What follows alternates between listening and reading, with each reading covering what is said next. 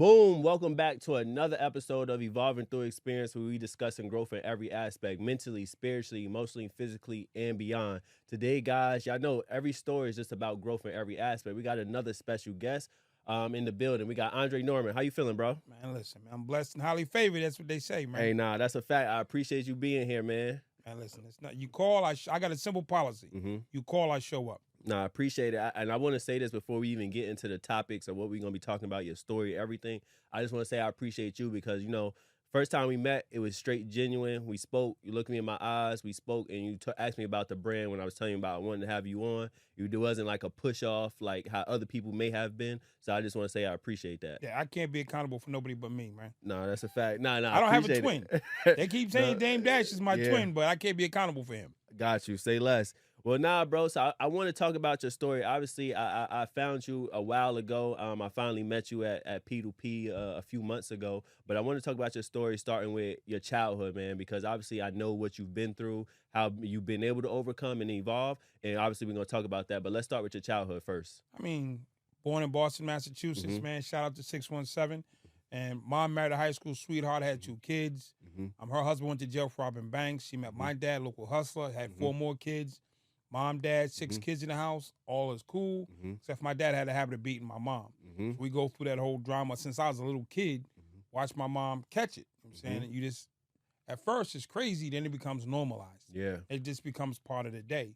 And we finally got old enough to go to school, shoot up the house, first grade. I live in Boston. And it's during the busing crisis of the 70s where white kids were throwing rocks at us and calling us niggas because they was against integration of schools. I didn't go to a white school. My buses went to a white neighborhood. So we go through that. Then next, that starts and stops. And mom finally gets tired of the beating. She put dad out. Single mom, 6 kids living in the hood. You know that story. Yeah. We bounce around. I go to a new school. Then come to find out I'm illiterate. 3rd grade, can't read, write, or count, just like my dad. But back then they had a thing called the dummy class. They took all the kids who couldn't read and write, put us in one room and closed the door. So I'm in the dummy class, and it's all good. Then one day, I got put in a regular class because my dummy teacher didn't come to school. And the teacher, Miss Oliver, you saying, stepped to me about acting out. And I'm just like, yo, this is what I do. I'm in the dummy class. And she grabbed me in my collar. She slammed me in the chair. She said, not on my watch. And I thought, oh, my God, I'm about to get punched in my face. I always knew I was going to get hit just like my mom. When she grabbed me, I saw it coming. And she saw the fear in my face. She's like, I'm not going to hit you. I said, I know I'm going to get hit now because I heard that before. Then she did one of the biggest favors anybody's ever done for me. She took me out of the dummy class. She put me in her class. And she started teaching me my learning style. Everybody has their own learning style. You just have to find it. It might not be like everybody else's. Yeah. But she taught me mine. And from there, I'm off and running. I'm not a dummy. I just learned differently. Correct. And I want to ask that. I didn't even know they could just transfer you in classroom without any paperwork. Like that's how they did it back then? No, back in the days, they put you in the classroom. If your teacher didn't come to class, then they had to put you somewhere. Yeah, I know. I'm saying like in general, because after you met this teacher and you had this conversation, okay. Man, listen, man. Yeah. We poor black kids in a public school. Got you. Ain't nobody making no fuss. My son went to a private school. I remember one time he was out on the playground at school. He kicked the ball and his shoe came off. And it went on the roof. He must kick that ball hard. Yeah. I got a 5-page email from the school apologizing that his shoes on the roof. Yeah. He couldn't participate in recess. They were going to make it up to him. I'm like, in my mind, he kicked the ball and shoe came off. No big deal. Yeah. Number of rich kids at the school. And anything that happened or halfway happened, you got a 5-page email explaining every detail from the school. Yeah. I got an apology because my kid lost his shoe kicking the ball and he couldn't participate in all of his recess. Look how times have changed, right? No, that's private school. Yeah. Where I went to school, man, listen, you can mug somebody in the bathroom. Nobody cared. Yeah, no, big deal. So I want to go back up then. So with your moms, I didn't know that obviously, and obviously we know other people may have deal with this. So during that time, like, what was your mindset? I know you said at some point you accepted it, but when was that transition phase where you was like, nah, this shit is wrong. Like I can't just let this slide. My father's 6'6", 300 pounds. Yeah. It slid every single time. Yeah. You know what I'm saying? He wears size 18 shoe. Yeah. I'm not stepping to that. Yeah. You know what I'm saying? I'm 5 years old. Yeah. I'm not stepping to no grown man. I don't even understand how to step to somebody. I don't understand what you're supposed to do. I'm just living in it. See, I didn't grow up in your house. I didn't know this wasn't normal. I didn't grow up in your house. I didn't know this didn't happen at your house. My mother used to say, from 1 to 6, you own your kids because they don't see the world. But once they hit kindergarten, they start experiencing the world. So from 1 to 6, this is all I know. This is normal to me. Yeah. So we eat Captain Crunch cereal. That's normal. We eat eggs and bacon for breakfast. That's normal. When we do watch TV, Road Racer, that's normal. You know what I'm saying? I don't know what they're doing at your house. Yeah. So for me, it's just normal. I don't like it. Yeah. It's upsetting. It's traumatizing, but it's normal. You know what I'm saying? If it wasn't happening, you ever hear the saying that there's some girls that if you don't hit them, they think you don't love them? Because it's normalized. Abuse is normalized. Yeah, unfortunately. So for me, this is just normal. Yeah. And I grew up with the concept of if my mother can be hit, anybody can be hit. Yeah. That's why when I became who I became, I had zero problems hurting people. Yeah. Because I watched the person closest to me be hurt since birth. Yeah. So what's the problem? And we're going to get to that because obviously, you know, that's a buildup. Like you said, it hurt you. So that was just a buildup. So at what point did you ever like ask your father later on in life, like where he was able to like, did you forgive him at any point later on in life? It's not so much forgive, you know what I'm saying, because you can't punch my mother in the face and get forgiveness. Yeah. You know what I'm saying, not just once, but like a routine thing. So it's not about forgiveness. Yeah. You can steal from me. Yeah. Forgiveness is like kind of like shallow. It's just some words. Am I going to be able to live past it? I can't stop what happens to me. I can handle what happens through me. You know what I'm saying? So I'm not going to carry it. Yeah. You know what I'm saying? So what you do to me is on you. Yeah. You know what I'm saying? What I do with it is on me.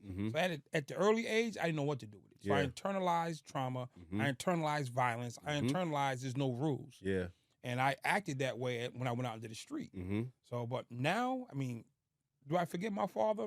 No. Yeah. You know what I'm saying? You punch my mother in the face. You don't get forgiven for that. Yeah. Multiple years. So you don't get forgiven for that.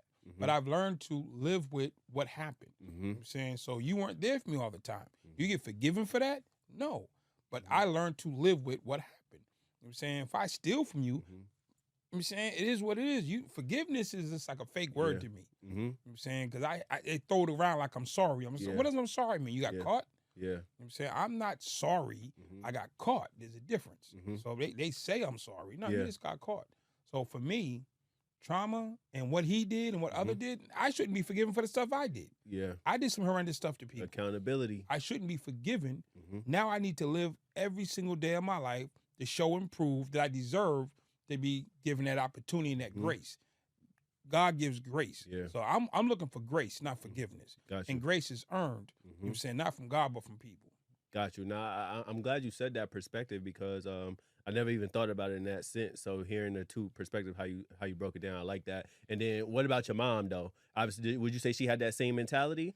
Because at that point, like, that's her. Like you said, that's somebody else doing it. But how did she feel? I mean, listen, that would have been a question for her. She passed a few months ago. But my condolences. The situation is, she has to take care of 6 kids. She has to live in the house. She's trying to find her way in a segregated society. Yeah. In the 70s, it's not all progressive like it is now. So the concept of leaving in the 70s, beating your wife was legal. There was no such thing as domestic violence in 1972. It was called handling your household. So if somebody your household? Handling. Okay, handling. You had full rights to smack your 1972. wife in the mouth. 1972. Nobody's calling the police for domestic violence. That's just, you're the husband, she's the wife, it is what it is. So she had no recourse. There's nobody to call, there's somebody to reach out to. This is the guy you chose, this is a life you chose. So until she eventually kicked him out, she just had to live with it. Yeah. It's live with it until you can. So I'm sure she was never happy about it. Nah, for sure not. Who wants to get beaten? And especially by a man 3 times your size. There's no glory in that. There's no positive in that. Yeah, fact. I mean, I didn't take a positive lesson from that. She didn't take a positive lesson for that. He was just dead wrong. Yeah. And we've had the conversation. At the end of the day, he's just dead wrong. Yeah. You know what I'm saying? We did a Netflix documentary. He finally admitted, like, yo, I was just wrong. Yeah. You know what I'm saying? He gave his justification. But at the end of the day, it's still wrong. Facts. It's wrong. I'm glad you said that. I want to know what was his justification. I was going to ask you, like, what was his reasoning, even though it's wrong, but, like, what triggered that? He tried to blame it on his father. He's saying his father did the same thing. I can't remember exactly if he beat my grandmother. I can't say, but he got it from his dad, according to him. That's just the way things was in his generation. And then you pass it on. There's a thing that we do in Black communities where when you have a son, when he gets to be like 10, 11 years old, you give him a beating to let him know that dad runs the house. You heard of that? Yeah, I heard of that. I don't believe in it, though, but yeah. And when my son was born, I said, when my son turns 11, I'm going to give him that beat and let him know that dad runs the house. And I had an old white friend. He says, Dre, that's crazy. What you talking about? I said, no, you don't understand it. You ain't black. Yeah. And he sat, we had this kind of discussion. And the baseline was, he said, do you understand where that came from? I was like, my father, because he did it to me and my brothers. Sure. And his father did it to him. He said, do you know where it came from? He said, slave owners used to beat the slaves to let them know and instill fear in them. And that's where it came from. And that's just one of the things that, for some reason, was carried on. Unfortunately. And when it was explaining to me like that, I was like, nah, this ain't the way to go. But then he not only told me what not to do, he told me what I should do. He said, if you're present and you're there and you love your child and you're his everything, your presence alone is enough. Yeah. You know what I'm saying? When you show disapproval, that's worse than a beating. Fact. If you take your presence away from your child, he doesn't know what to do because you're his whole world. And he'll do anything to get you back in your good graces. Yeah. And I've used disappointment versus beatings. Correct. And my son's 18. He's doing phenomenal. I mean, he got caught a couple times. Yeah.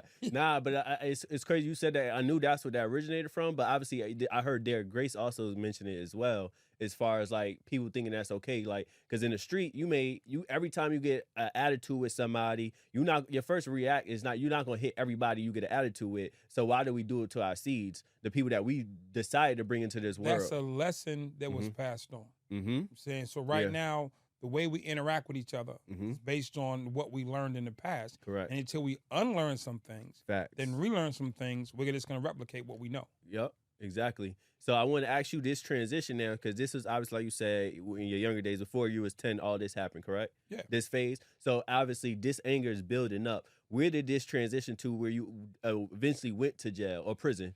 I didn't walk around angry. Okay. I mean, I walked around traumatized. Yeah, traumatized. But I didn't walk around angry. Okay. See, angry's walking around like I'm walking around like I think I'm normal. You feel me? I think I'm normal. I'm in prison. Yeah. With grown men. When did that happen though? When I did went to prison at 18. 18. Okay. 18, I go to prison. I just say for normalized. When we're in prison, I drink coffee. Anybody drink coffee in the penitentiary know you like milk in your coffee. They only give us milk for breakfast. So what you want to do when you drink coffee at 9 o'clock at night with warm milk? Nah, it's no good. We should take the milk, put it in a trash bag, and sit it in the toilet because the toilet had cold water in it. And we leave the milk in the toilet all day, all evening, and we want some coffee. Like, yo, E, where the coffee? Oh, the milk's in the shitter. You go grab that milk, boom. Oh, grab me a piece of cheese too. It was like a baby refrigerator. Yeah. We were eating out of toilets, and we called it normal. The entire penitentiary. Yeah. Not one or two of us. Nobody Everybody. blinked at eating out of a toilet. We normalized it. What are you talking about? Man, that's where you keep it. Where else you gonna keep the coffee? Where else you gonna keep the milk? Where you gonna keep the cheese? Man, it works. Yeah. We do what works, but not what's sensible or sane. Yeah. We normalize the abnormal, and the entire penitentiary is abnormal. And we normalize it. Yeah.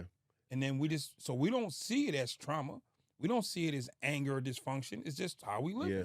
And speaking of normalization, I'm gonna jump to this, being that you already said it. Like, let's talk about that, because I think now we live in a society where not even just now, but it's been in the past where our community has normalized like going to prison. Like, this is a cool thing and it's an okay thing. So obviously I want you to speak on that, because I need people to know, young bulls out there right now that's heading down the wrong path for whatever reason. I needed to know, like, yo, bro, this is not the route you want to go. Like, this is not the way that it should be. This should not be normalized. Telling them they shouldn't go is over their head. Okay. Nobody's hearing that. I'm saying that's like telling an 18-year-old he shouldn't have sex. He ain't hearing that. Yeah, facts.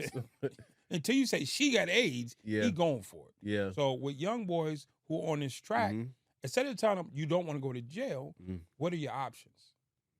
What are the options you're going to give them? You say, I would love to say that nobody loved me, nobody cared, my dad was horrible, my neighborhood was rough, and I had no choice. That'd be a lie. I had teachers from Miss Oliver on, Miss Morrison, Mr. Bevilacqua, Miss Lane, Mr. Henderson, I'm saying Mr. Solis. I can give you a list of people. Shout out to them. Mr. Duvall, who tried to save me, but I refused to listen to them because I thought if I let you become my savior or my mentor, that there was no room for my dad. There was one seat next to me. That was for my dad because he was coming back to get me. And in my mind, I believe my dad was coming back. So I had a chair right here for my dad.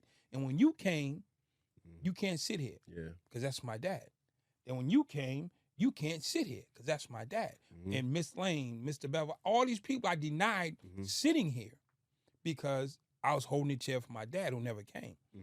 Then finally somebody said to me, Dre, why don't you let somebody help you? When we went through the therapy process, I'm like, I'm holding this chair for my dad.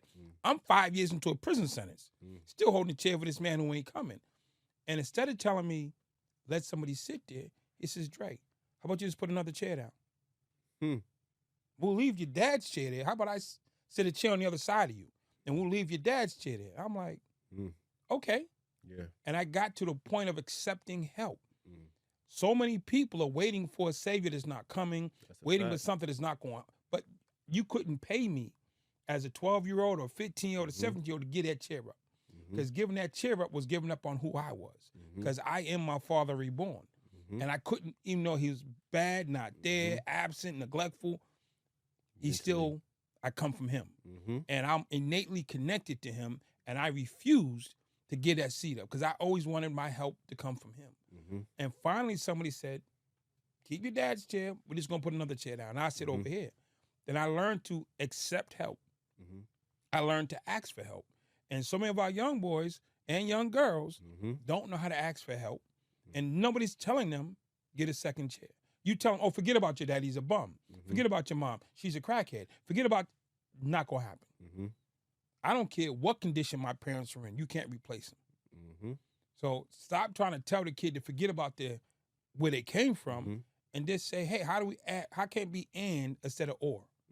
He said, me and your dad can help you instead of me or your dad can help you. That one small change opened my life up to receiving help. Because if it was all my dad, I'm going in flames. Listen, I'm going down in flames waiting for him. They said, and your dad. Oh, okay, cool. And it changed everything. That one or to and. To and, yeah. Okay, so with that then, like at this point, this 5 years in now. So what first, like, let's talk about what even got you there in the first place. I used to rob drug dealers. Okay, you used to rob drug dealers. My dad sold drugs. My stepdad robbed banks. So I became somebody to rob drug dealers. Okay. They had the money. Listen, it was no rocket science. It was not a whole bunch to it. Yeah. Drug dealers had money. Yeah. So I robbed them. And got caught up. Yeah, I didn't know they could tell. Yeah. No, I wasn't robbing them, but I didn't think other criminals would tell. Not would tell, could tell. Yeah. You know what I'm saying? I'm like, tell. Lo and behold, all they told. And then 7 to 10, 2 9 to 10s, 2 10s, 2 15 to 20s, and a 5. When I got to the penitentiary, I picked up 2 more 3 to 5s while I was inside, just continuing the trauma. Yeah. 3 to 5 as in like 2 year attempted murder charges. Yeah, okay. Yeah. Okay, okay. I'm thinking you mean years on the top. When I got, when I got in prison, I didn't stop. Yeah. See, you don't change who you are because you walk inside of a prison. Yeah. Whatever you was doing outside, you're going to do inside or try to do. Yeah. You know what I'm saying? Whoever you were outside, you're going to be inside or find out who you really were. So when I came in, I kept robbing people. Yeah. When I came in, I kept fighting people because my trauma didn't cease because the judge slammed the gavel. Yeah. Now you just got a building full of people who are traumatized. Sure. That's all. Instead of me taking it out on some drug dealers or fighting at the club, there's a whole building full of people who got the same problem I got. Yep.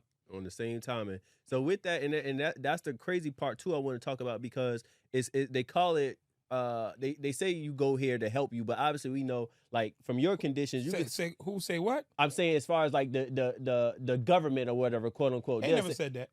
They do. That's what they call a correctional facility, but it's not really correcting you. They ain't never said that. Okay, so what they say? They said the 13th Amendment, slavery is abolished unless you commit a crime and then you can be enslaved. That's on the books today. Correct. So they said in the 13th Amendment that they can enslave people. Correct. And they've never changed it. I think it was a year and a half ago, Mississippi voted to take that off their books, and they voted no, keep it on the. So outside of that's 100% correct. But I mean, when they say like when they want people to go here, quote unquote, to pretty much like they'll play both sides. So obviously that's in the 13th. That is the 13th Amendment. But in the other sense of correctional facility, as if people are supposed to go in here, juveniles or whatever, are supposed to go in here to help them get a better chance and change their life around. How do you go to jail to get a better chance? That's exactly. called college. Exactly. So, okay. I'm going to go with the Constitution of the United States of America. Okay. There's no document that overrides the Constitution of the United States of America. The entire land, the entire country is based on the premise of those amendments in that Constitution. Correct. Full stop. Mm-hmm. Anything that comes after that is derived from that. Mm-hmm. So that says you can enslave people. And when you enslave people, you know the treatment that they're entitled to. You say that you can bestow upon them. Nothing overrides the Constitution in this country. Yeah, which Full needs stop. to be changed a little bit. We need to make So some changes. the concept, you can call it correction, you can call it a vacation, you can call it going away, you can call it what you want. Yeah. The United States Constitution calls it slavery. Got you. So I'm not going to argue with the founding fathers. No, I got you. Well, hey, we could talk about that too, though. Not arguing them, but some things should have been changed. No. As is, it is. Yeah. There's been many amendments made to the Constitution. You know what I'm saying? I'm with that. There needs to be more amendments made to the Constitution. Agree. But for today, got you. it is what it is. All right. It's what I want, and it's what it is. True. Hold on. Give a shout out to Cam and Mace. It is what it is. Nah. So I want to ask you now. So let's talk about that. Let's keep in this realm. So as far as like your experiences in prison, what has been some of those experiences that has helped you truly overcome? Obviously, within 5 years, you had that conversation. You realized you could save a seat for somebody else and still your dad at the end. So what outside of that was like, yo, like that was the first part, or if it was a part before that that helped you realize like, yo, I could overcome? No, the thing is this here. You can be in prison. You can be in the worst neighborhood. You can be in the best neighborhood. You can be in the biggest house or the smallest shack. If you have the desire to overcome your situation and evolve, you will. If you have the wherewithal and the mindset to evolve and overcome, you will. Yeah. If you're stuck in victim mentality, I know rich people who sit around and complain about their life. Yeah. I know poor people who sit around and complain about their life. It's not an economics thing. It's an individual thing. So when you sit around and say, well, I'm coming up, you know what I'm saying? Now, the same hustle you use in the street, the same hustle we use in the penitentiary, you can use anywhere. I'm still in corporate. I have over 300 $2 billion companies that I advise. Same attitude. Yeah. You know what I'm saying? I'm the same dude. I didn't change. Hustles change, attitudes, nothing. I get to be me. Yeah. Companies only care, can you make me money? And can you be ethical? And can you be efficient? That's their big thing. So me being in prison, when I determined that I wanted to be somebody, I woke up one day and said, I'm the king of nowhere. I'm in here, I'm running shots, I'm calling shots, I'm running, hustling, and I'm running around the prison, but I'm not trying to run out of the prison. And there's so many homies running around the prison. They running around the yard. They running in and out the V room. They got all this hustle. Yeah. I said, dude, if you put some of that hustle to getting out, it'd be a different game. He said, what do you mean? I said, we can actually go home. But prison is just an extension of the hood. So they don't feel like it's like a punishment. The hood is, we all sit in the projects. If you ever look at a project, if you can put a wall around it, look just like a prison. Take any housing project, just put a wall around it, and you got a prison. So they're at home. They're comfortable. People go to jail and get comfortable because it feels like, man, just minus the females and minus going to the store, we got the rest of the stuff right here. So psychologically, they get comfortable and they settle in. They start. I know some dudes who do better in jail than they do on the street. Unfortunately. So for me and for them, it's about once you make up your mind, now you need the right people around you. The environment is secondary. Yeah. The environment helps. But like I said, Rosen brought the concrete if the dirt's there. Yeah. So you can come up and you can excel. I don't care what I travel the world. Yeah. I just got called yesterday for a 5-country tour. Malaysia, Philippines, Poland, South Africa, and London. I'm on a 5-country tour. They're like, yo, Dre, we need you. All right, cool. You can do that. You can travel the world. You can be a consultant. You can be a dad. You can be whatever you want to be. We have to stop believing the lie that, you know something, this is your lot in life. That's what they told the slaves. This is all you ever going to be. This is all you ever want. They kept, don't let them read because they'll start learning. You can't enslave an educated person. Fact. The difference between me in 2024 and me in 1904 is I can read. And I can understand. I can comprehend all by myself. You mean 1994? I'm going back to my grandfather. My like 1904. My grandfather was born in 1904 and he can't read. Okay, I got you. My father was born in 1944. He can't read. I was born in 1967. And initially, I couldn't read. So the differential is the ability to read. Correct. So I don't stop at my day, 1967. I go to my grandfather. Like this chain, me and my son, he has a music company. So I made him chains. His little logo. Oh, Dad, I want to be a producer. So cool. Yeah. So I made chains for him with his little logo. And on the back of my chain is his name. Okay. I gave him both chains for Christmas. He looked. One has his name in the year he was born. One has my name in the year I was born. He grabbed his. I said, no, you did that wrong. Yeah. I said, that comes to me. You look at the back of his, it says Andre. Yeah. The back of mine says Brooks. Because it's not about you, it's about us. Facts. So let me. It's a few things I want to take out of that. So first, at what point did that mindset change where you realize, not even change, where you realize, yo, like if I want to get out of here, it's all mental. So when did that happen? This wasn't like the 5 years in, or it was I was after? 6 years in. Okay. I'm in solitary confinement. I've already been convicted and given 10 more years to my sentence. I'm sitting in a hole for 2.5 years. And I came to realize I'm the king of nowhere. And I was like, this is it. No, this is it. And this is it. I'm going to spend the rest of my life in one of these cages, locked up. And this is it. And I'll never forget, one time I was playing ball or something, I hurt my back. They took me to the hospital, and they had this machine, but it was up in the infirmary where I had never been. Yeah. I'm like 20 years old. I don't go to the infirmary. So they took me to the infirmary where they had this machine, and it was like a old people ward. I go on the joint, and they put me on the table, and they put the thing on my back, and it's a whole ward, I'm saying, full of old people. They had cancer, they had diabetes, they had amputations, they were dying, they were scared, whatever. Everybody, people just, I'm like, what is this? They don't show us that. All you see is young dudes on the weight pit playing ball, running around. I saw it. Then later on, I'm like, that's gonna be me. One day, somebody else I'm gonna be up on that ward. And I'm gonna be sitting there drooling and whatever else. I'm like, that's my end. I'm like, nah. I have to change my destination. I have to change my direction. So I didn't change me. I just changed my direction. Yeah. What do I want? I wanted to be the top gang leader in the prison system. I don't want to be that no more. So I want to be a Harvard graduate. I said, I just changed my destination, what I wanted. So I got up every day trying to be the number one dude in the prison system. Yeah.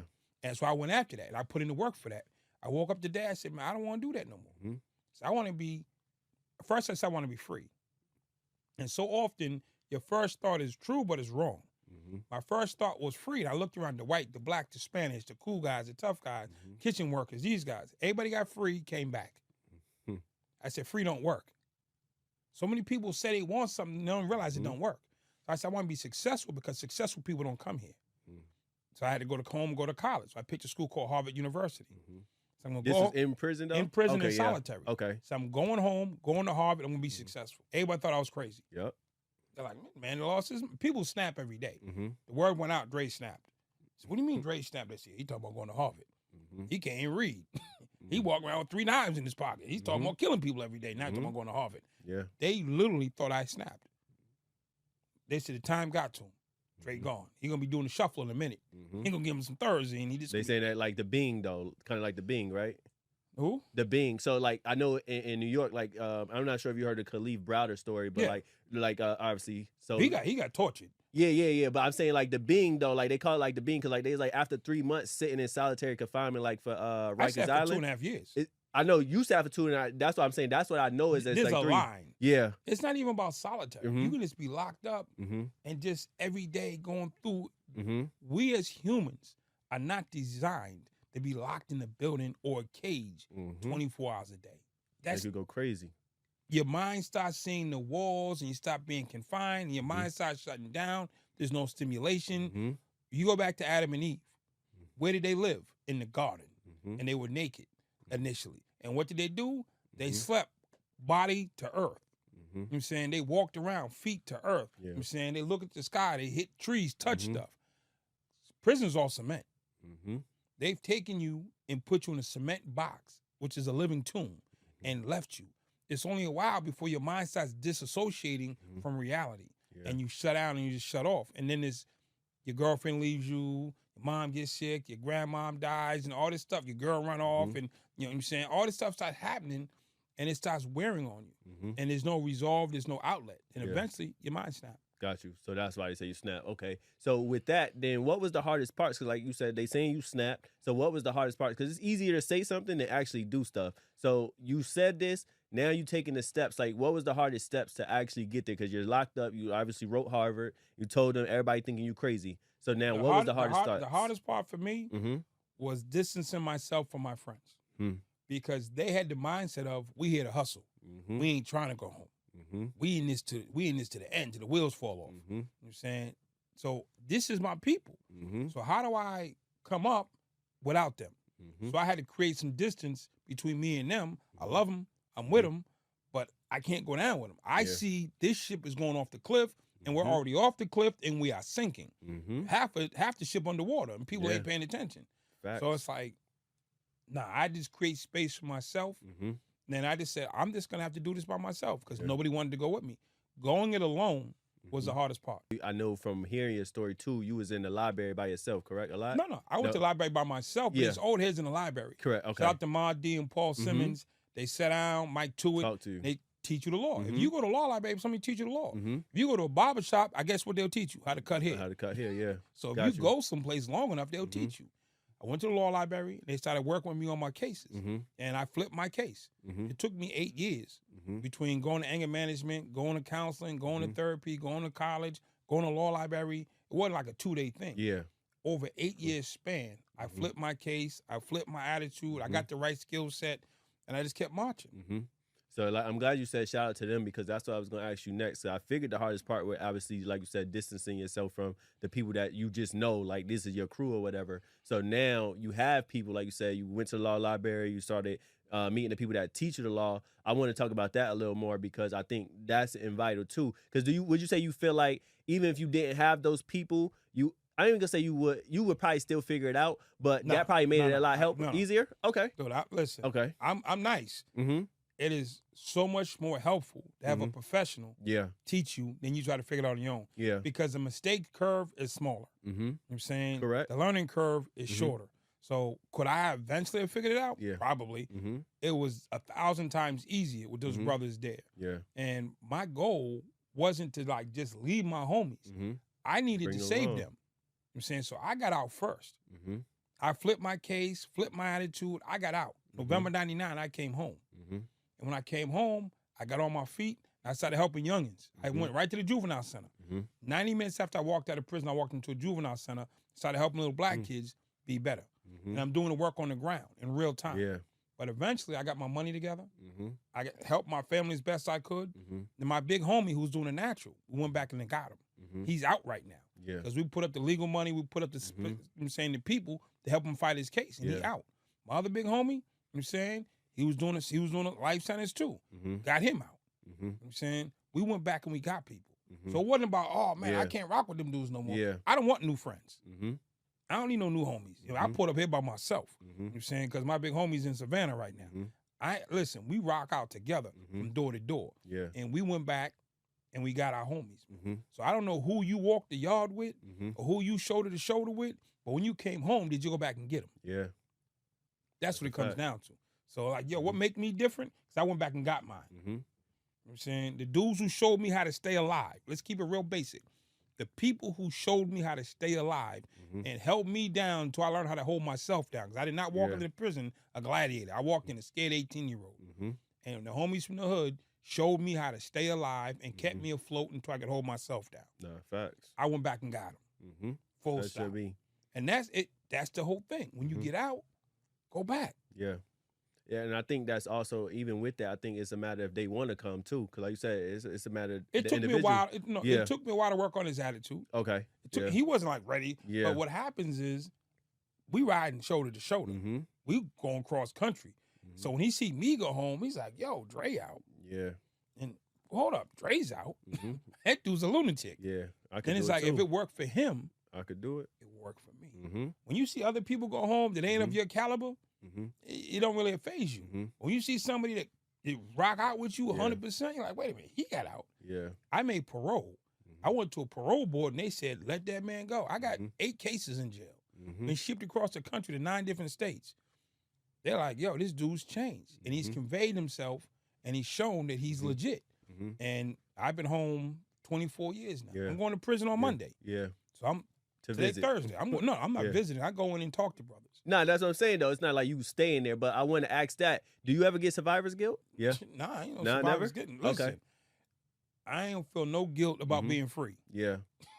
Okay, so what? I earned this. No, I work for this, Mm-hmm. and I work every day to justify it. Yeah. So I don't. I feel bad that I got homies inside. Mm-hmm. I feel bad that there's soldiers inside. I don't even know. Mm-hmm. I sat down probably like 6 months ago, and I wrote my book. Mm-hmm.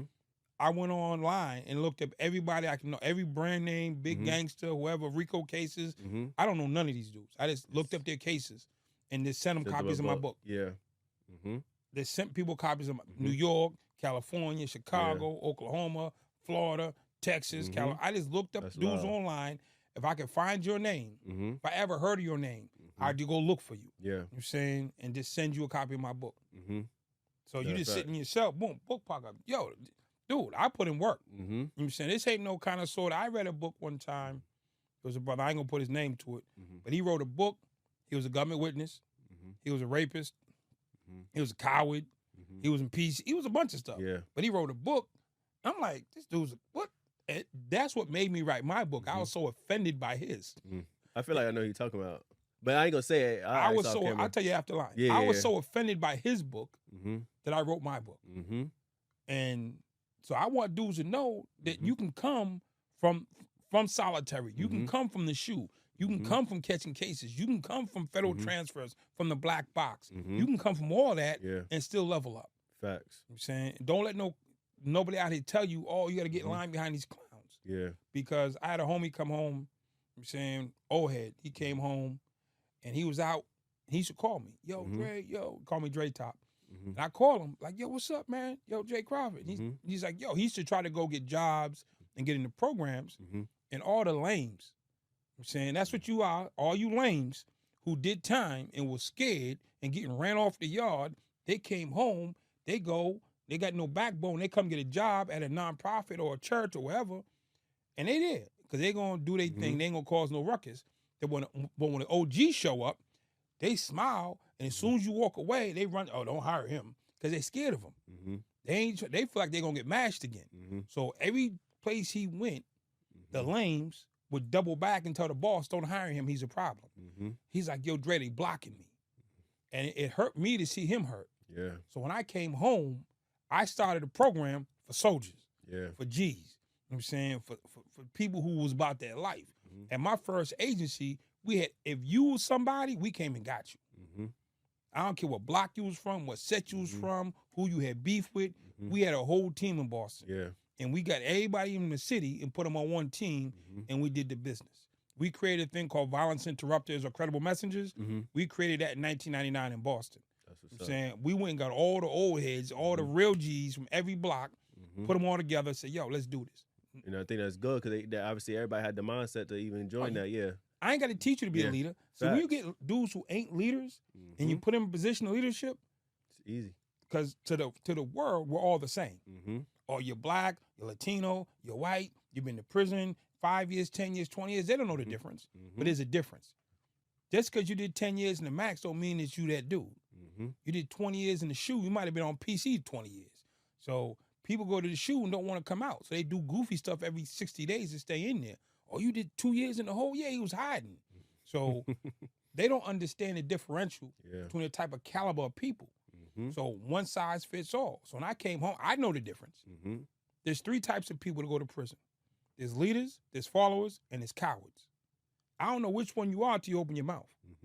But the person at the nonprofit will never know the difference. I'm not here to expose you, but you can't lead us. When you put cowards in charge, then when real dudes show up, they gonna mess the whole play up. So I started putting leaders in charge, real cats in charge. You know what I'm saying? Real ones. Yo, Dre, how do I do this? Dudes call me from Chicago, from Cali, yo, Dre, how do I do it? I'm going to show you how to run the play. Yeah. And if anybody out there coming home from the penitentiary, now or soon, you just can't, you want to know the play, call me. I give you the play. Ain't no charge. Ain't no, oh, man, ain't no charge. If you a real one, ain't no charge. And the reason I asked that, even like the survivor's guilt, because I've had people that obviously been through jail, been through prison, and I want to know, what could you tell them? Like you said, you don't have survivor's guilt because you ain't no guilt. It's nothing to be guilty about for your freedom. So what could you tell somebody that may have a homie that's left behind, whether they got the mindset of getting out or not getting out? What could you tell them? Like, yo, you gotta let that off of you. You can't be feeling survivor's guilt at this point. They feel survivor's guilt because they left them. Mm-hmm. Not because they made it and they didn't. Mm-hmm. They disconnected from them. I don't feel survivor's guilt. I'll be in prison in 2 days from now. Mm-hmm. I was in prison last week. I'll be in prison last month. I'll be in prison next month. Yeah. I ain't got no guilt because I still show up. Mm-hmm. Okay. So when you disconnect, it's like you come from the hood, you become a superstar, you move out to Hollywood, you can't come back to the hood because you didn't disconnected. Those 3 years you were elevating and making all that money, you don't feel like you fit in no more. I could walk in prison in America. They're like, yo, Dre here. Because I never left. I walked out of prison at 10 o'clock in the morning. I walked back into prison at 11:30 after 14 years. I've been going back for 24 strong. I ain't going to forget no soldiers, white, black, or Spanish. I don't care. If you're Aryan, if you're a Muslim, if you're a Crip or Blood, if you're a G, if you're a Viceroy, I don't care what you claim. I want everybody free. You know what I'm saying? That's my platform. Yeah. I'm freeing people.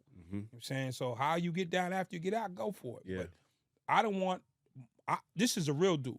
Don't let the man handle our beef. So if I got beef with you, me and you can handle it in the street. I don't need the police to hold you hostage. Yeah. I don't need corrections to keep you locked down. If I ain't got beef with nobody, but I'm not going to let the system hold you. You know what I'm saying? Be my co-defendant and hold you down. Nah, let them out. Dre, they don't like black people. So what? Let them out. Dre, they don't like it. Let them out. Why are we going to let the system hold people? Facts. You know what I'm saying? Let's educate, man. And then when you do help a brother get out from another space or place, then it's like, yo, you know what I'm saying? Okay, that might be the thing that changed his mind. There was a dude I had beef with. And I caught a case beefing with these cats. I went to his parole board and helped him get out. Bible says helping a friend is simple. Help your enemies. I went to that man parole board and I sat there. And literally during the parole board, they asked him, they said, why is Andre at your table? Because I'm this big figure who helps people. They're like, they're reading his joint. They're like, they stopped the hearing. They said, why is he at your table? And the dude wasn't super articulate. He was a straight soldier. He wasn't a weak dude. And I stood up and spoke for him. And when I finished, they gave that man parole. I said, I gave him the business. Like, boom. I still didn't advocate for him. And they gave him parole. Let him out. I'm saying, I could be like, yo, me and this dude got beef. He might try to ride up on me. I'm saying, nah. I ain't going to let the police hold you. Because if I'm scared, I need to go ahead and move. I'm saying, even before he got out, there's some cats from different teams that we had beef with. We're trying to save the community. I went to one homie and said, listen, man, let me meet you. We met up. I said, man, I need you to come join the team.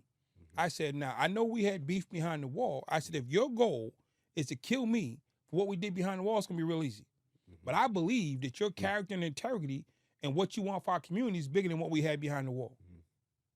And me and that brother's been rocking since 2001. I said, you call me, I'm going to pull up. You can call me, meet me such and such. You can lay me down in the basement. I'm gone. I said, but I believe that your character and your integrity is bigger than a beef we had in prison. You know what I'm saying? And that's what when you deal with real ones. You know what I'm saying? When you deal with lames, coward, they going to get you. Clip. They got bad memories. Yeah. Forget all that. Every real one would know you put in some wins, you take some losses. Muhammad Ali took losses. Is he less than the real one? Tyson took losses. He's not less than the real one. George Foreman. True ones take, you battle, you lose something. I'm saying now, if you don't want no snake stuff jumping off, you straight up head up and you lose, you win, you lose. Fact. But when I come back and extend my hand and it's sincere, you can receive it because you're a real one and I'm a real one. And I've extended my hand countless times. And I will continue to extend my hand because I want every real one to come home. I think we need to hear more stories like this, and I'm glad you're sharing it. And I want to ask now, so when did you become a father? Because you said you got one son. I got one son. I got married in 2004. So when you came home, okay. Yeah, after I came home. So I got married I went to jail at 18. Okay. So I came home and I was 32. So I did 14. I got married in 04, had my son in 05. And I say this to people, you know what I'm saying? It's super important. If you already got kids, it is what it is. But on the front end, when I came home, I'm 32, no kids, making money, fly, all this goofy shit that people think is important. And chicks is like, yo, I'll take him. You know what I'm saying? He don't know my background. He don't know my history. It's time for me to find a wife. I was in the strip clubs. I was on the block. I was in the clubs. I was at the park. I was all those places. I went over to Harvard University and found somebody who was highly educated, highly stable, you know what I'm saying, highly focused. And that's why I married. My son's mother has a PhD from MIT and a master's from Harvard.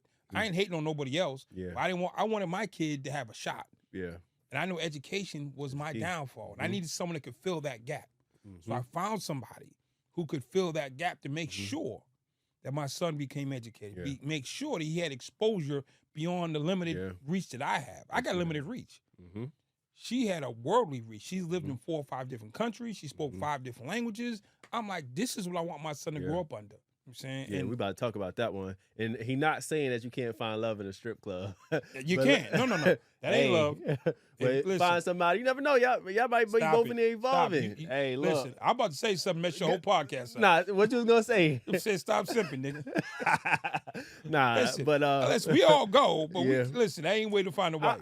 I mean, look, I think you can find love in some crazy places. I ain't even saying that's crazy, but at the end of the day, that's my take on it.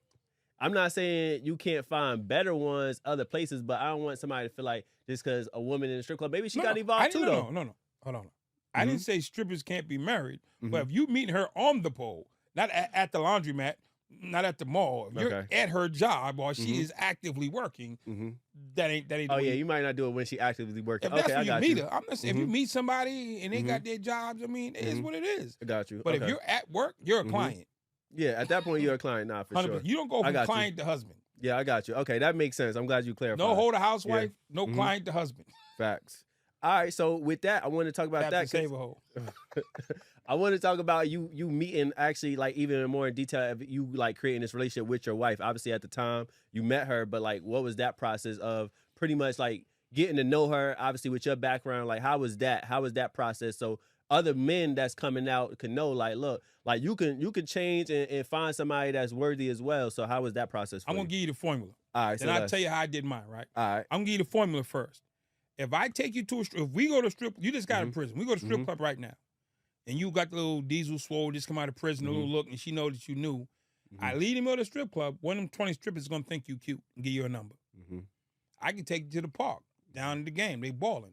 And all those chicks out there, the Daisy Duke showing and the hair done, I lead in the park. One of them 20 chicks is going to think you cute. She going to give you a number. I take you to the local bar. And one of them chicks down there shooting Hennessy shots and margaritas is going to think you cute and going to give you a number. If I take you to Harvard University and leave you on campus in the medical department, one of them chicks is going to think you cute and give you a number. If I take you over to Emory Law School and leave you in the library, one of them chicks is going to think you cute and give you a number. It's not that somebody's not going to think you cute. The question is where you being chose from. Where are you placing yourself? Because we don't choose them, they choose us. We can ask, they say yes or no. The question is where are you placing yourself? Environment. Okay. What environment are you in? Because if we go down to whatever block, you're going to get a block chick. No hate, but if I take you to 5th and Main, you can get a chick from them projects, from the Main Street projects. If I take you over to Georgia Tech, to the engineering department, guess what you're going to meet? Somebody in engineering school. I take you over to the hospital, you're going to meet a nurse or a doctor. So it's not that we won't get chosen.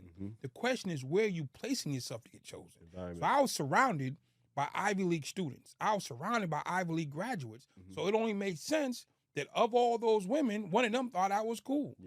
She's like, oh, I like him. But at the same token, when I used to go to the park, chicks in the park thought I was cool. But I was like, I'm good. You know what I'm saying? When I go to the club, because I went to the club, oh, man, this dude fly. Let me holler at him. Or whatever the thing was, is where are you placing yourself? So I go to business conferences now. So I'm meeting people who run and own businesses. Got you. So it's not that you won't be chosen. The question is where are you placing yourself? Environment. What are the 20 women doing that are choosing from you, for you?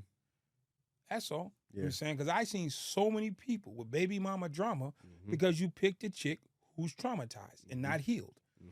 Can she get healed? Can she be better? For sure. But is she healed and is she better right now? There's a good chance not.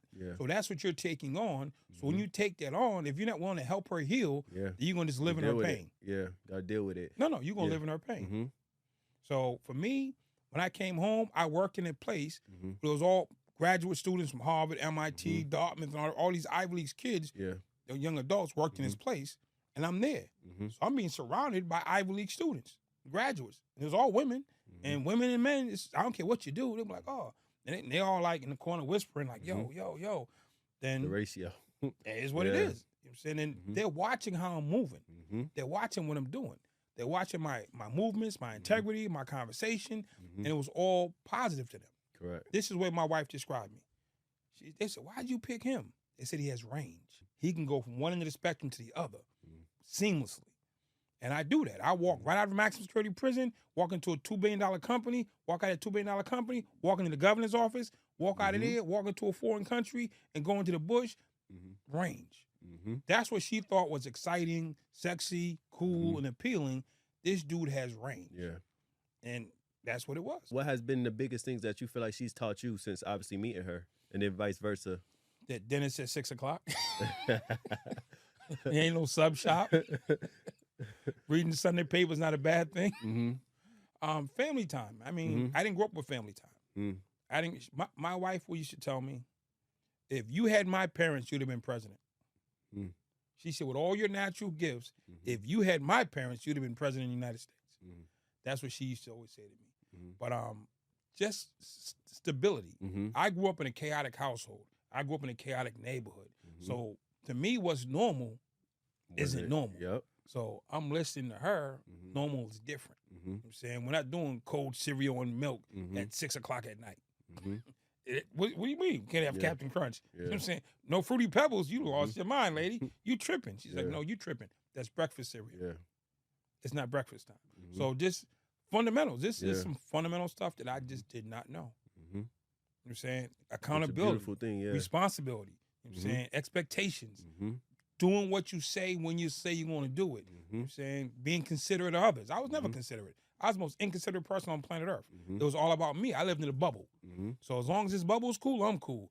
I didn't have to be concerned about how you felt or how you thought or how it impacted you. It didn't matter. Get over it. I came from order to get over it. Ain't no yard today. Get over it. Library's closed. Get over it. Ain't no like, how come?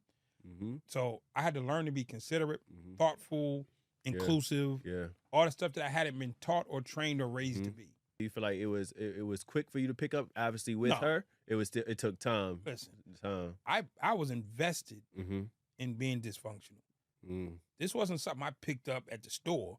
I got this from birth.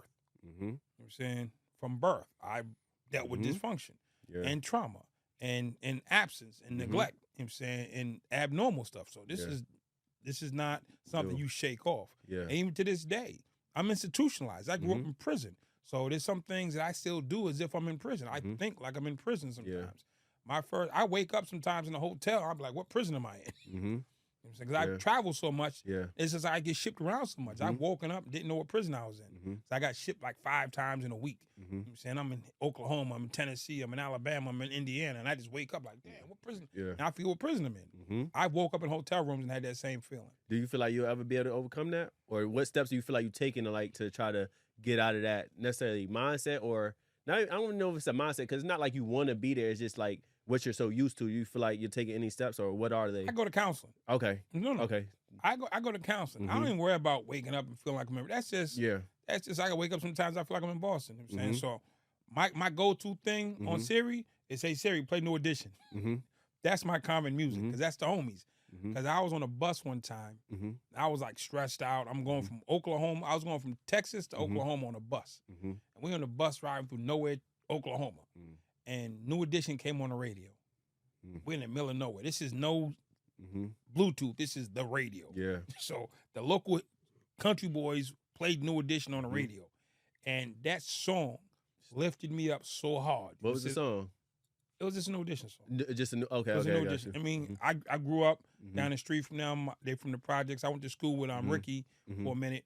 But when I heard that song, it hit me. It's like, yo, I'm in the middle of nowhere, Oklahoma, but I heard Boston, and it lifted my spirits. So that's been my go-to. When I come home, I got shit. I got to do home play New Edition. People like, there you go again. If it's helping you, for sure. that to me is real. Okay, Music is relaxation for me. It's therapeutic. But I go to counseling. I actively go to counseling. And I sit down and I talk about what's bothering me. Not what I'm mad about, not what I don't got, not what I didn't get, what's bothering me. So I'm literally, my mom just passed, so I'm in a space of doing a grief thing, but now I need to go to counseling and talk about that. You know what I'm saying? What was unresolved, what I didn't say, what she didn't get a chance to say, what did I want to do? I mean, so I can't just brush it off. You know what I'm saying? So, but I've done my couple months of grieving, so now I know actively that's a true traumatic situation. I need to go get that addressed by a professional. I shouldn't just try to like shrug it off or take a shot or whatever. No, that's real. And so often we're taught to just shrug it off or just man up. Facts. You know what I'm saying? I'm going to man up and go to counseling. You know what I'm saying? So I don't end up manning up and going back to prison. That's a fact.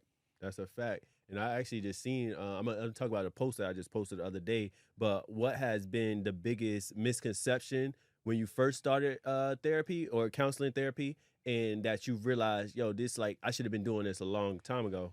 Man, I would never went to jail if I went to counseling. Because we act out of what's inside of us. You know what I'm saying? So if you don't resolve something, it sits. And it just sits and it comes Builds out. up. It comes out.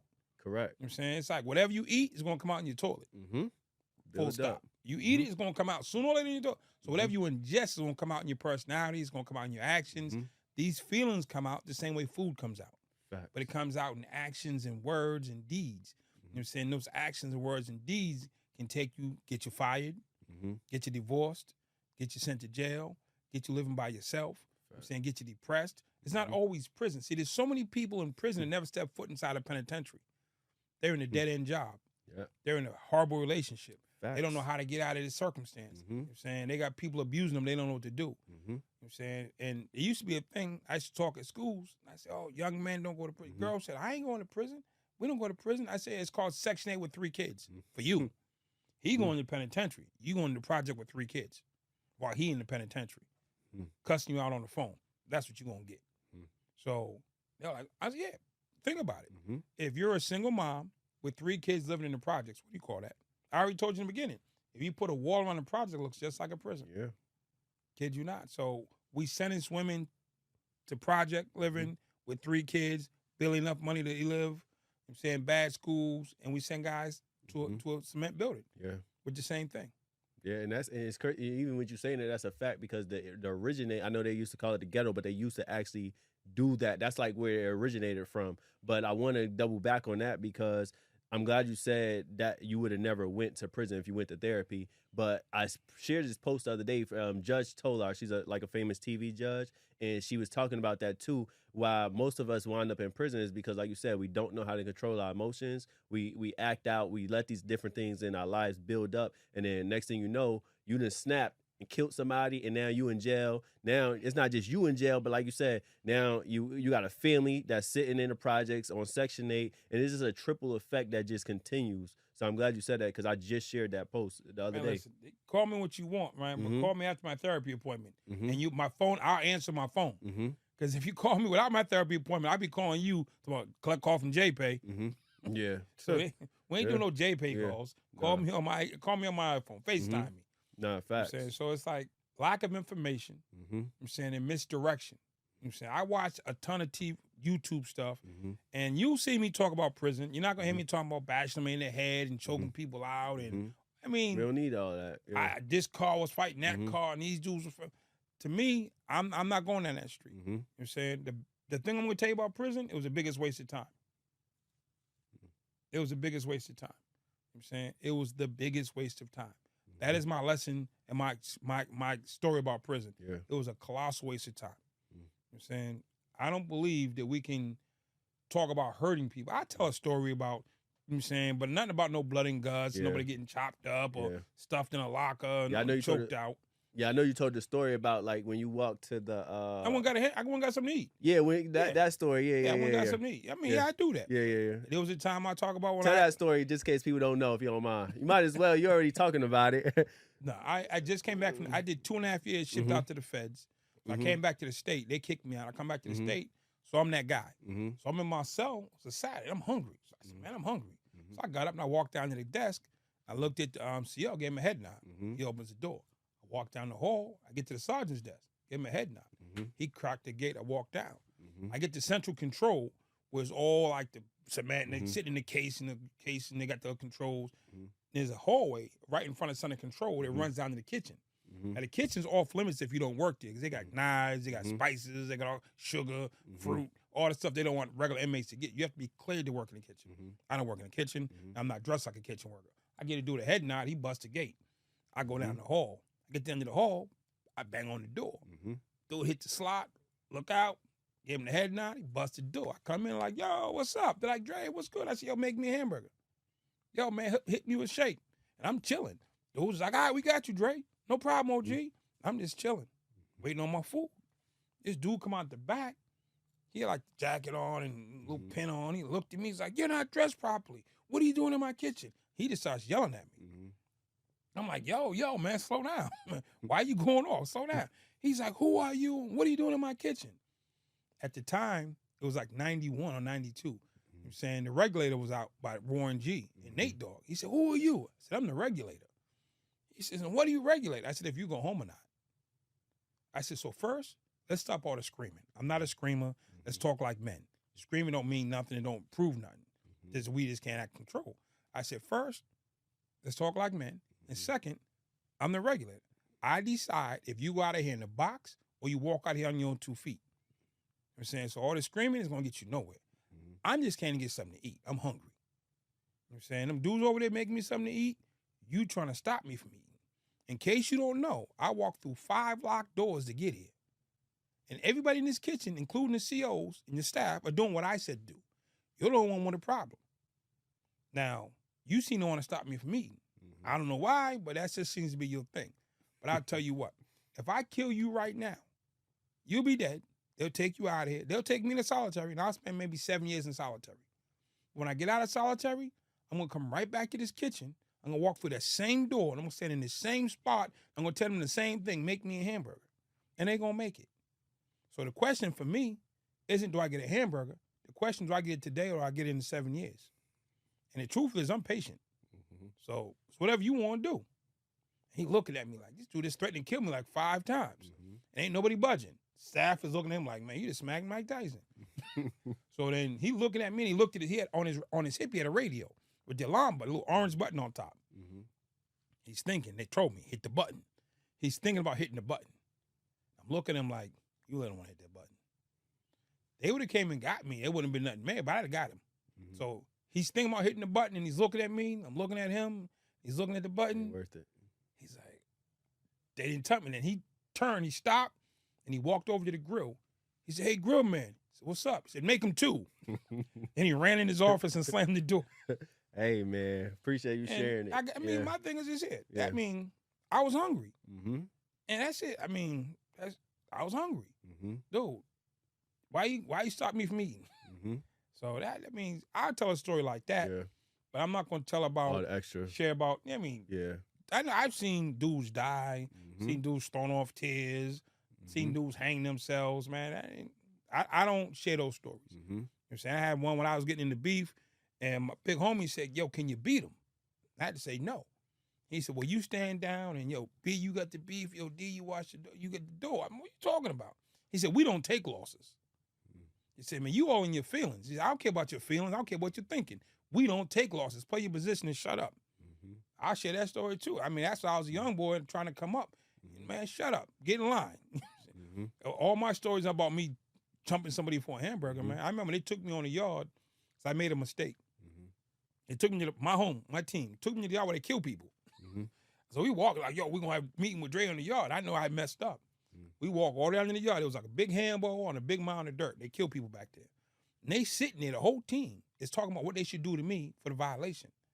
I'm like, they talking about me like I ain't here. My first thought was to run. I ain't going to front.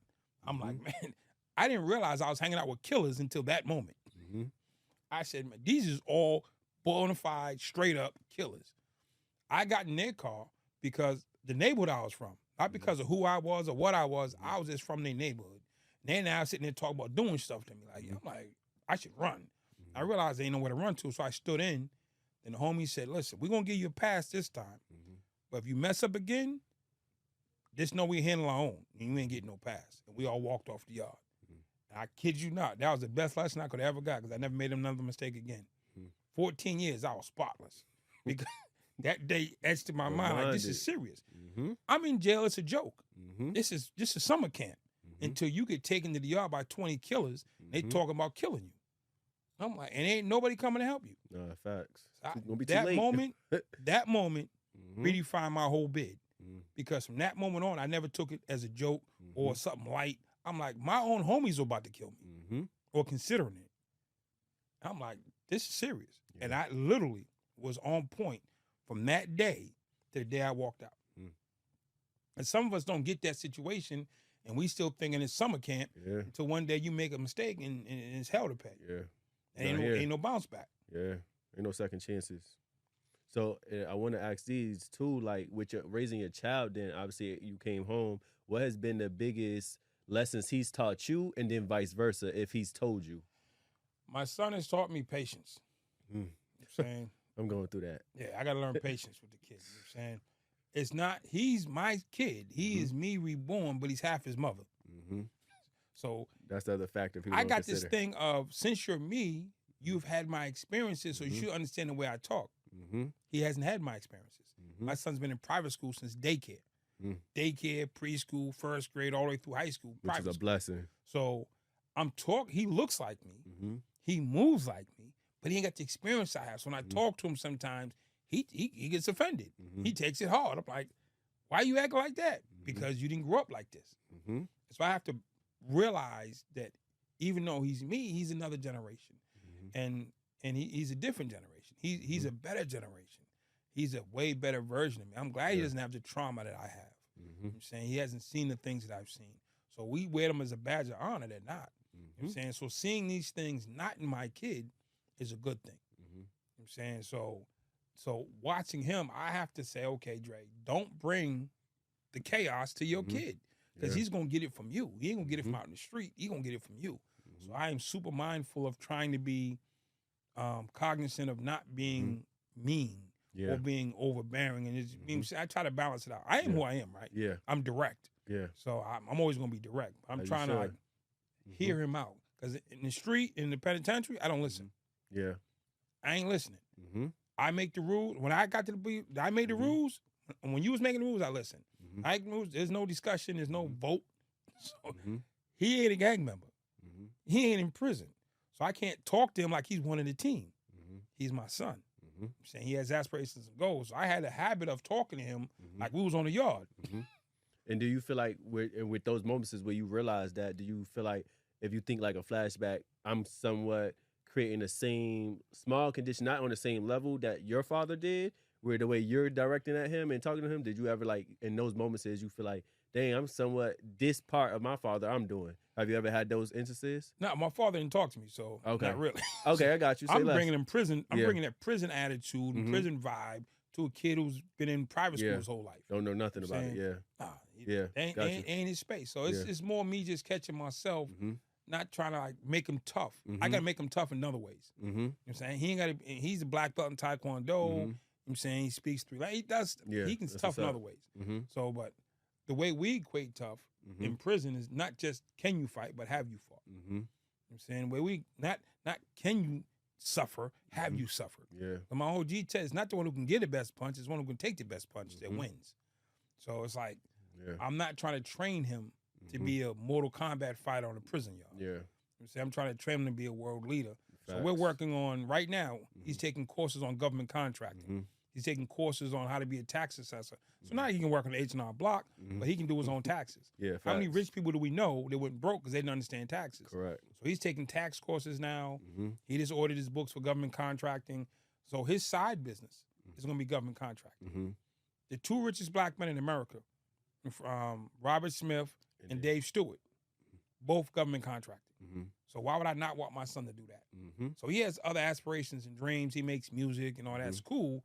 But I know, because I sit in a room with business people, you're going to understand business as well. So he will have a government contracting business. You know what I'm saying? He's going to have, you know what I'm saying, know how to do his own taxes. Correct. When his tax guy starts telling him something funny, he knows his right from wrong.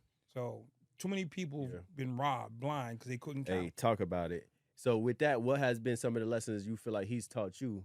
Or, well, you said patience, but what vice versa? Has he ever told you what you've taught him? He wrote me one time. I wrote a book, my book, The Ambassador of Hope, and he wouldn't read it. Yeah. I gave it to him. He wouldn't read it? I gave it to him a couple of times. He wouldn't read it. Then one time, he lived in London. So he lived in Africa for 2 years. He lived in London for 9 years. No, first, he was in Boston. Then he moved to Africa. Then he moved to London. His mom had a job in those countries. So I used to give him my book, threw it on the desk.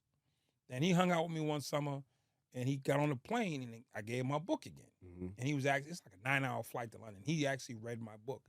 And he texted me from the plane saying, Dad, I had no understanding of who you were and what you've been through. I'm reading your book.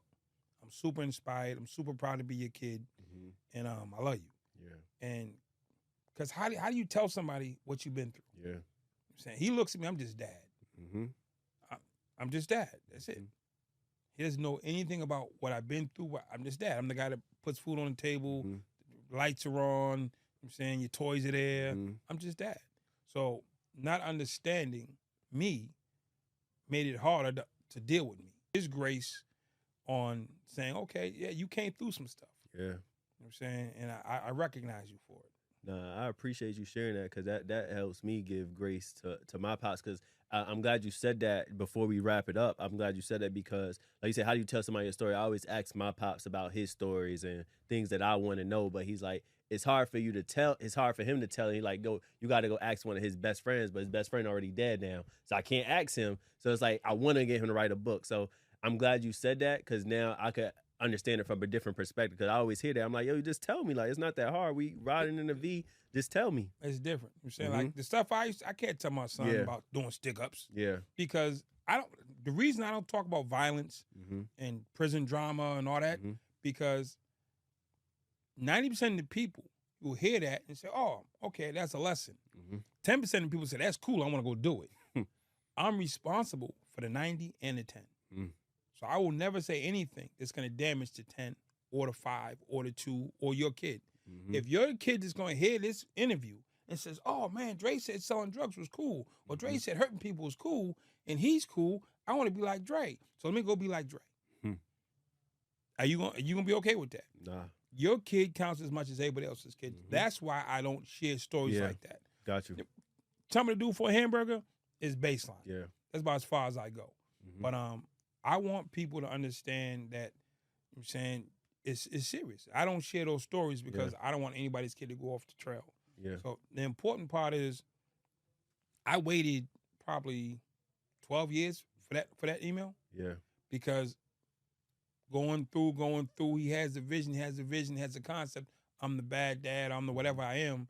And I had to wait it out till he got old enough to understand. The thing I want people to know is it wasn't an overnight thing. I had to go through years of waiting. Yeah. I'm saying, so if you and your kids ain't getting along all the time, and sometimes you just got to keep being the bigger parent, being a better person, and just taking the high road. And it comes, listen, it comes full circle. So if you're doing what you're supposed to do, it's going to come full circle. No, facts. I hope that fathers out there that have to go through that definitely listen and really take that and digest that so they know. I take my son to prison with me now. Yeah. So when I go out, see, again, he comes on the road with me. So I go give a corporate speech. I gave a speech in Orlando.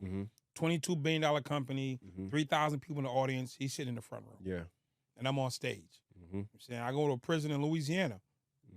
He came with me. He hates it because I make him talk. I'm like, yo, son, get up there. Yeah. Like, come on, Dad. I'm like, come on. It's in you. Your grandmother's a speaker. I'm a speaker. Your mother's a speaker. Get up there. So he's learning communication. He's learning networking. He's learning business firsthand. Saying, oh yeah, yeah. So, that's important. That's what's up. So we do crazy business lessons. We going to listen. I'm saying him and my nephew, I be beating them down. Nah, that's good. They be like, here he comes. Yeah, nah, that's good. So any last words? I got one more question after this. Well, I'll ask this first. In your own words, what does evolving through experience mean to you? Yeah. I'm saying, listen, you're gonna evolve. The question is, are you trying to go up or down? I'm saying you can evolve down too. I'm saying evolving, that just means you're moving. I'm saying, are you growing or are you stagnating / dying? I'm saying, so I'm evolving through experience, man. Listen, I wouldn't have chose my course.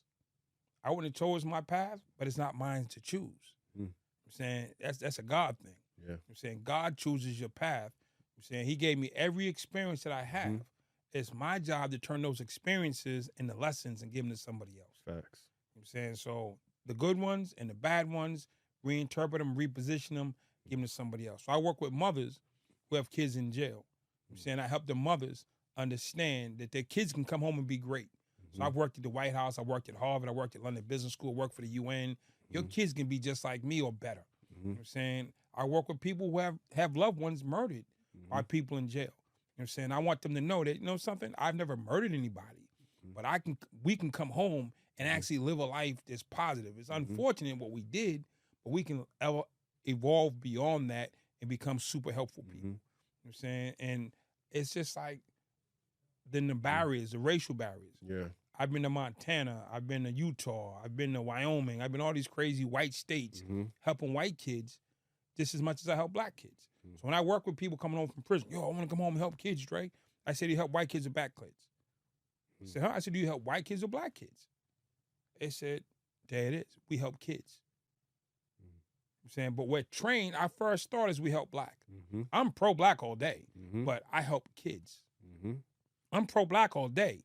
I'm saying, but I help prisoners. I'm pro-black all day, but I help parents. I'm saying, so I can be me. I'm always going to be first. Yeah. My grandmother used to call me a little brown boy. I ain't running from that, but I help people. Facts. I'm saying, and that's what I convey in my trainings is the more people you help, the better you make the world, because you just never know how that's going to spin back. Yeah. I'm saying, don't think you keep it in the hood that you're safe. Man, I help people all over the place. Yeah. And it spins back. I got a friend named Joe Polish, like a little brother. He said, life gives to the giver. And if you give, you will receive. So we're going to take this interview. I work in the prisons now. And I had a guy come to me. His name's Dave Abel. He runs a company called Aventive, which owns JPay, which is a tablet program.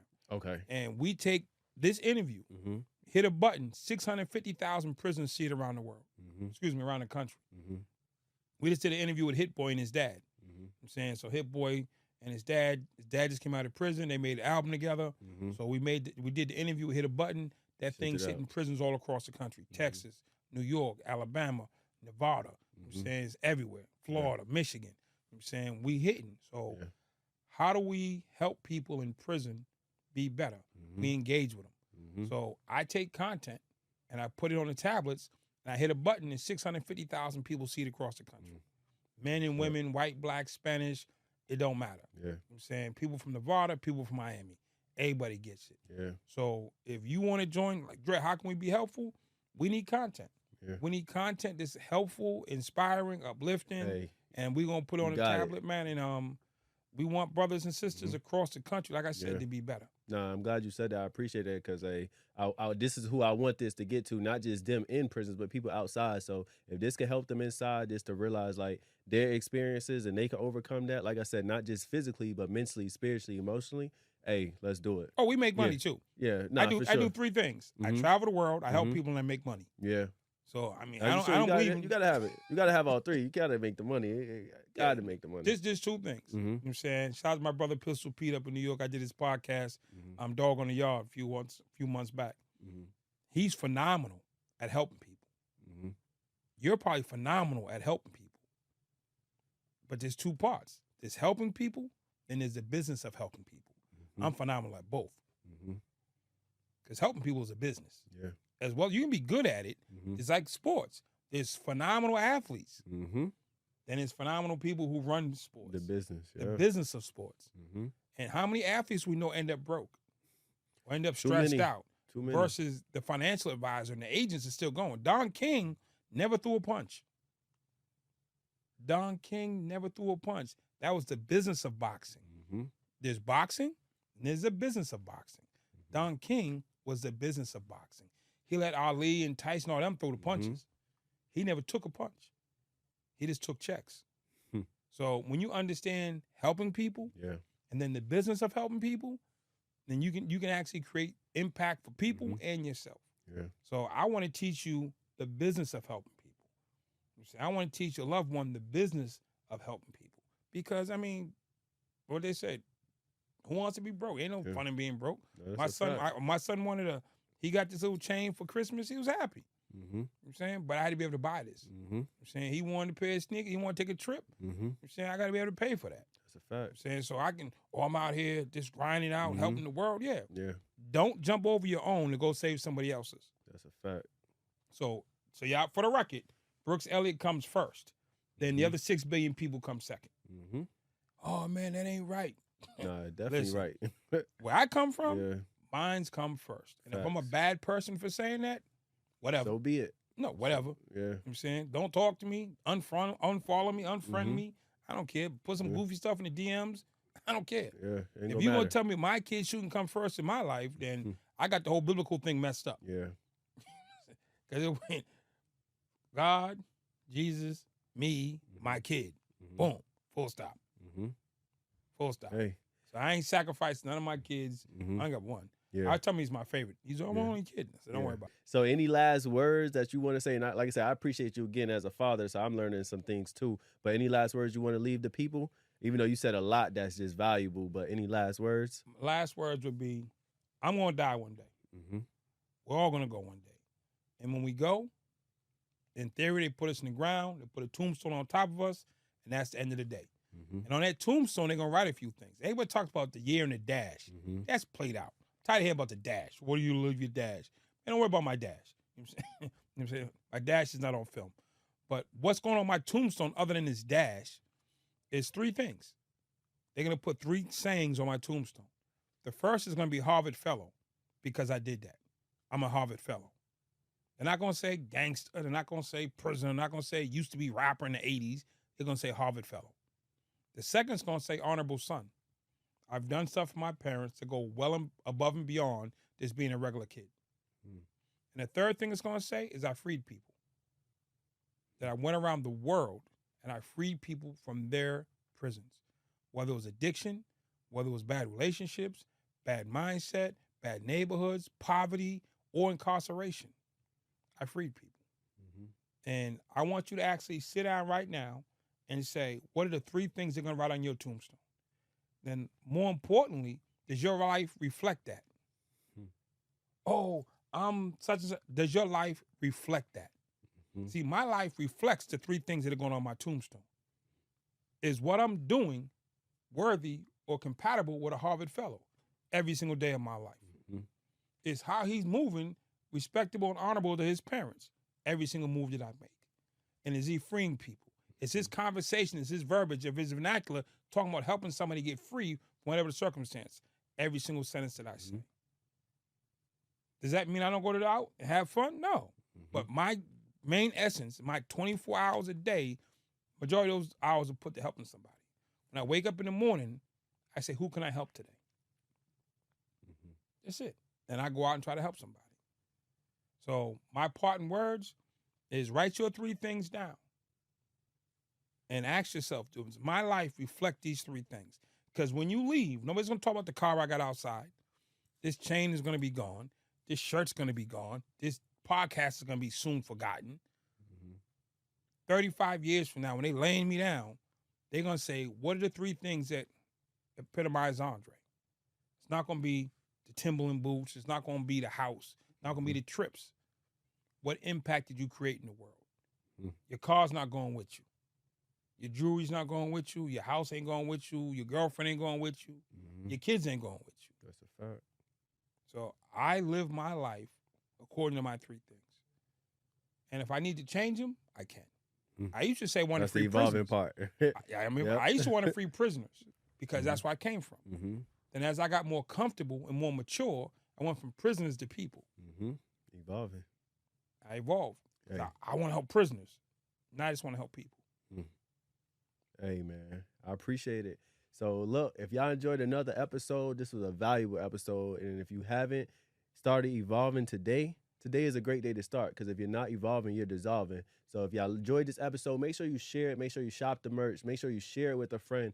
Go to therapy. Whatever you may need to do to start evolving today, let's do it. So if y'all enjoyed another episode, catch us on the next one. Peace.